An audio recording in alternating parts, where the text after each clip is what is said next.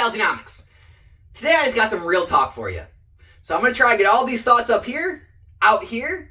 I may ramble a bit at times, but I promise you it will be valuable information. So sit back, relax. I promise you're going to hear something that's going to help you out in your Pokemon investing. So how this video came about was a couple things over the weekend.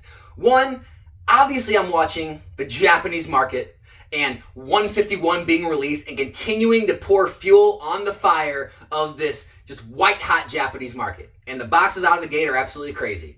And then English decides to make their pre-releases for months out of when the set actually gets released here. And the 151 Pokemon Center ATV sold out in a matter of hours.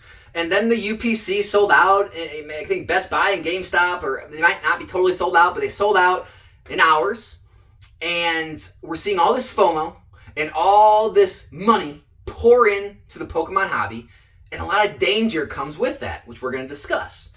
But the other reason I made this video is I'm in a few different Discords, but I was in a specific Discord this weekend having a lot of good discussions, good debates with a lot of people in this hobby that a lot of you know. And they're content creators, they are physical location LGS store owners, they are full-time online resellers in the Pokemon hobby. They're long-term collectors, even longer than I am.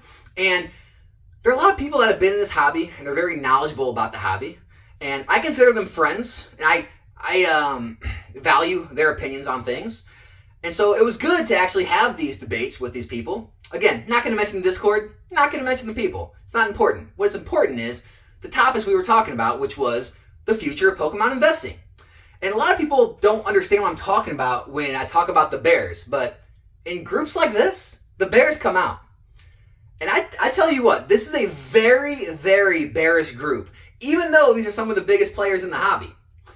A lot of these guys have a very negative outlook for Pokemon investing into the future. Now, obviously I don't share that outlook, but it's important to hear both sides. It's important to be involved in both groups. You don't want to be on these online forums. You don't want to be on these certain YouTube channels here on YouTube that are going to ban people, that are going to silence voices, and that are going to make these echo chambers to where all you hear is one side. And then you kind of almost get brainwashed into thinking, this is how everyone who's serious about the hobby feels. This is how I'm supposed to think. And these are the things I'm supposed to value and go after.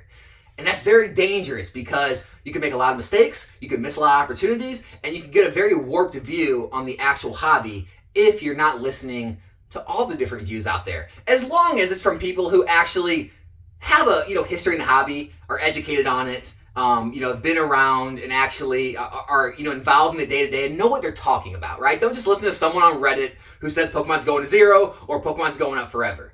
It has to be people who have some sort of knowledge in the hobby. But anyway, a lot of the conversations was basically me against 4, 5, 6 people at sometimes, because again, very, very bearish community. But that's fine. That's fine. We need to have those conversations. They need to be able to be had, in an intelligent manner without people getting upset or mad at each other personally, which never happened. And, a lot of the arguments were the same as we always hear. One of them was Pokemon's going to go back to being the dead TCG it was from 2001 to 2015. I don't agree with that. It was never dead, right? It was, down. There were card shops that went out of business. A lot of stores sat on product that didn't sell. However, I got back in the hobby in 2015. A base set booster box was going for $800 and it was selling for that. Base set booster boxes back in 01 were about $80. That's 1,000% gain in a matter of about 14 to 15 years. To give you an idea of what you'd be looking at in an S&P fund or a mutual fund, you'd be looking at around 200% because historically, the mutual funds or the S&P has doubled your money with compounding interest every about 7 years. Unless you got in a really hot real estate market, you didn't make 1,000% in real estate in that amount of time, especially with the crash in 07, 08. Gold and silver didn't go up 1,000%. Maybe crypto, I don't know where it was at in 15, but maybe crypto, but crypto is even more risky than Pokemon. So yeah, if you want to take more risk, sure, there's more reward.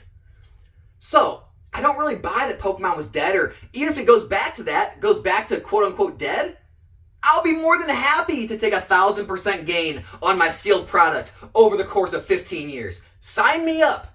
I don't need all the crazy stonks. I'll take a steady 1,000% over 15 years. That's crazy.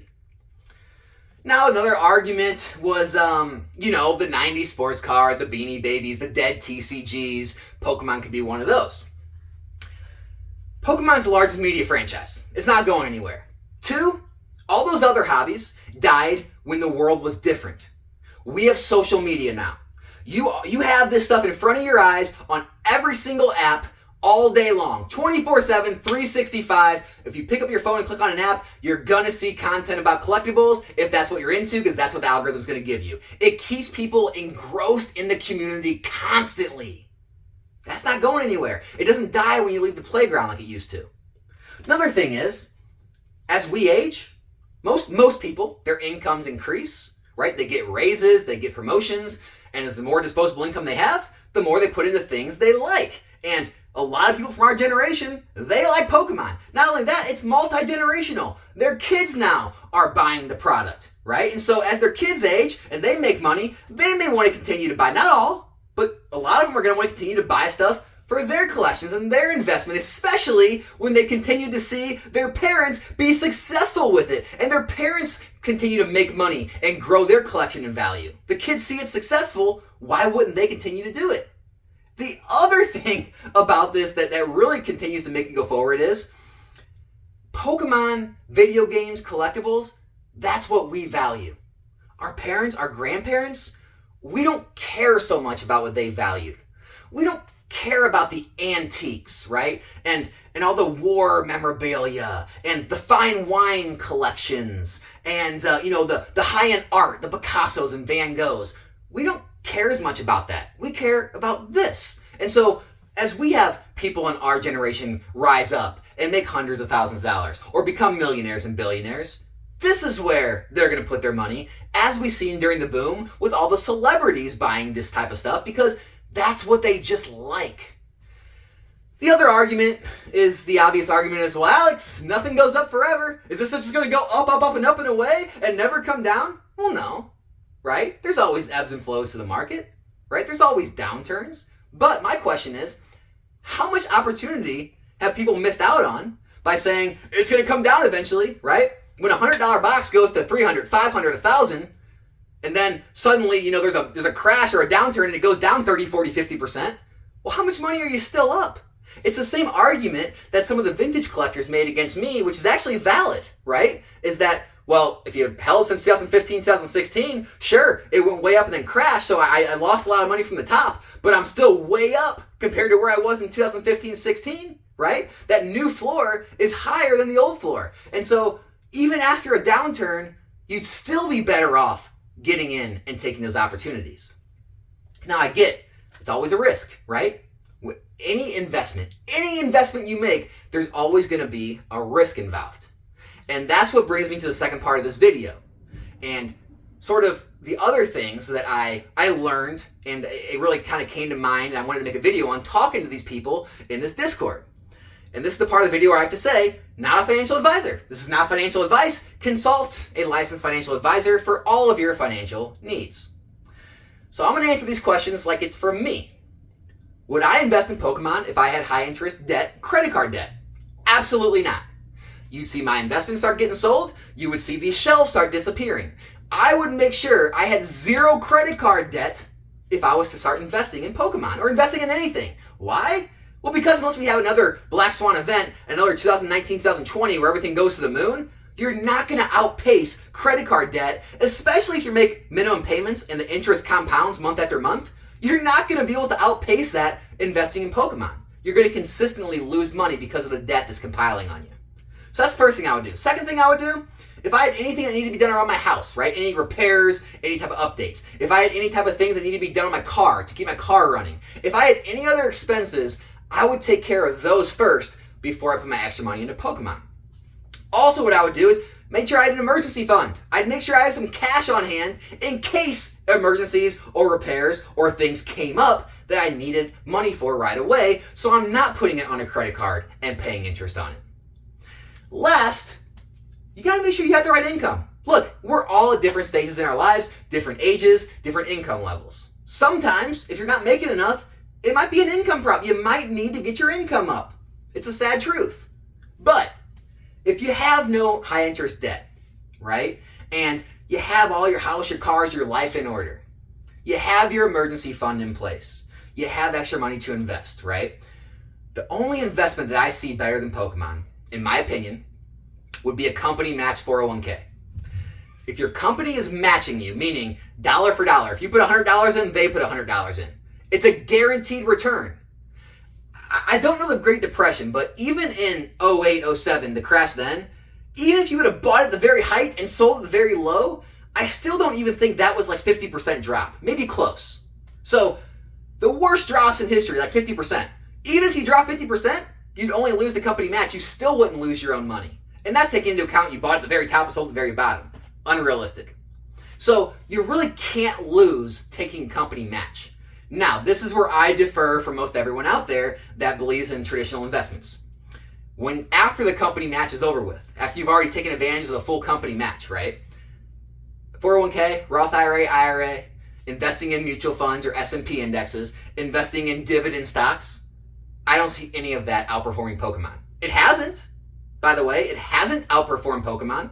So to think it will is just you disagreeing with the market, basically. You're disagreeing with the market and you believe that the market's going to change. But there's nothing that shows me the market's going to change. Here's the thing with dividend stocks. The reason they pay dividends, the reason they pay you to own the stock is because they're no longer growth stocks. They've ended their kind of high growth phase and now they've leveled out and they're considered a steady, a safe investment. And so they pay you a dividend to own it to keep investors staying in, because if they didn't pay you, a lot of investors wouldn't stay in because the growth rate's so low, you wouldn't really make money on growth. And so the issue with that is, even with the small growth and the dividends, even with compounding interest, you can't outpace what Pokemon has done. You can't outpace Pokemon's Steel product. It hasn't. I don't see it doing it, so that's why I wouldn't do that. S&P, mutual funds, all those index funds, 8 to 12% a year. On a good year, maybe 13, 14, 15%. It's not outpacing Pokemon, all right? Pokemon product, Steel product, I mean, just look around. We've seen 20, 30, 40, 50%, 100% gains. And people hear that and they think, well, that's unrealistic. Well, no, it's not, right? Because the realistic part comes whereas the higher the risk, the higher the reward. Pokemon is inherently a riskier investment than a mutual fund, than a group of a whole bunch of stocks that are all, dependent on the whole U.S. economy staying operational. That's a less risky investment. So if you're taking more risk in a collectible, then yeah, you should expect a higher return. You should be able to expect a 20, 30, 40, 50% return. That's not unrealistic when you're taking larger risks. Now, with that being said, it could go down.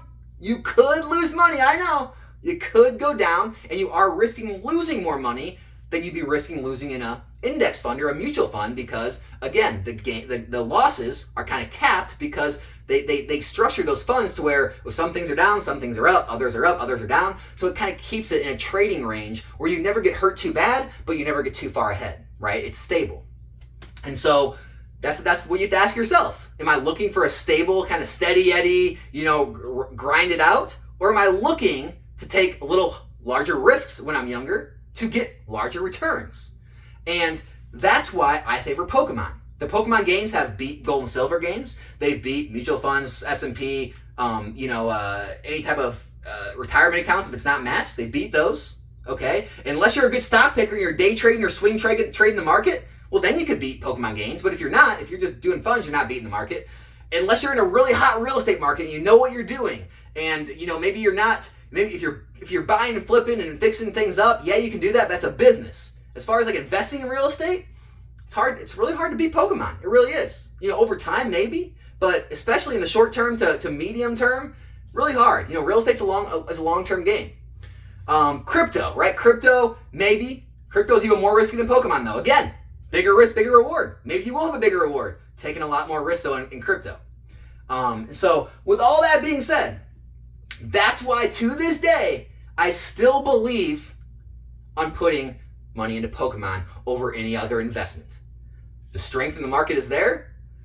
All the factors about our generation, the next generation show it's going to keep growing. All of our incomes keep growing, and with the income growing, it gets poured in the hobby. Social media is there to keep the hobby alive, to continuously pelt us with the information and tell us to buy more, buy. Unfortunately, that's the consumerism society we're in. And that's why you can take advantage of that and invest in the things that people are going to continuously want in the future. And look, it's not for everyone. So if you do see things collapsing and you do see the popularity running out and you do want maybe a safer lifestyle, maybe Pokemon's not for you. But that's why I continuously push Pokemon sealed investment on the channel. I truly believe in it. I wouldn't be putting out content if I thought it was hurting people. So I would say as long as you're in a good financial position, if you're looking to make maximum amount of gains with your money, you don't need the money for bills, you have the time, because all different time limits could be 6 months, a year, 2 years, 5 years. You don't know how long things are going to take to move. But over time, every sealed booster box in the history of Pokemon has moved, and it is up in value. So if all those ring true for you,